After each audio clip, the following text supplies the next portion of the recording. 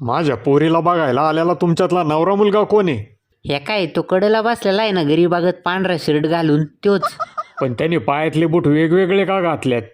अहो दिवस रात्र गांजा पेता येते सुधीत तर पाहिजे.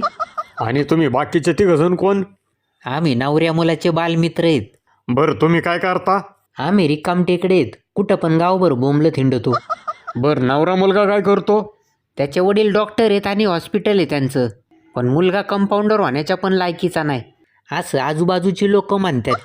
सगळी उत्तरं तुम्हीच का देताय? नवरा मुलगा का बोलत नाही? अहो 90 मारून आलंय ते तोंडाचा वास येऊ नये म्हणून बामट्या गदगप बसलंय. बरं पोटा पाण्यासाठी काय करता तुम्ही?